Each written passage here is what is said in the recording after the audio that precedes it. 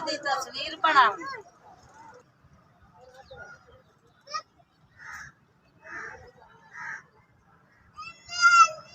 Accident होया जी होटलों के सामने रोड क्रॉस करदे परला क्रॉस कर आया, उरला क्रॉस करदा पे तो 125 वाला आया, उसने सट मारी, वो टायर उतों लंघा दिता।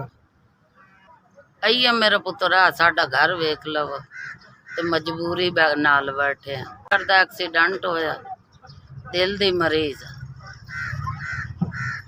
आदमी कोता रेड़ा चलांदा सा, इतफाकिया रेड़ा कला के रोड क्रॉस कर रहा सा, एक्सीडेंट हो गया। मोटरसाइकिल ने सट मारी, लत्त टुट गई। 4 धियां, एक छोटा जिहा पुत्र है, रब तो सिवा और कोई आसरा सहारा नहीं। ए छप्पर च पे हैं।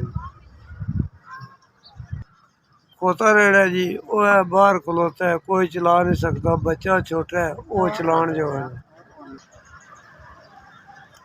जी, बच्चा सामने बिठाया जी, देख सकते हो ये नहीं चला सकता रेड़ा, ये जो है नहीं है कि बाजारों रेड़ा लैके जाए या रोडों से चढ़े। ये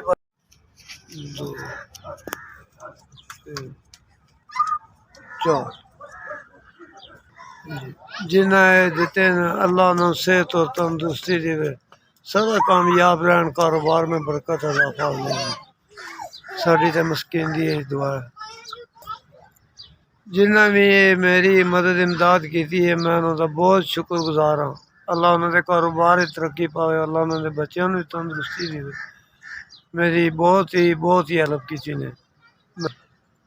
SVS तुसा मैं गरीब की मदद की है, मैं बहुत शुक्रिया।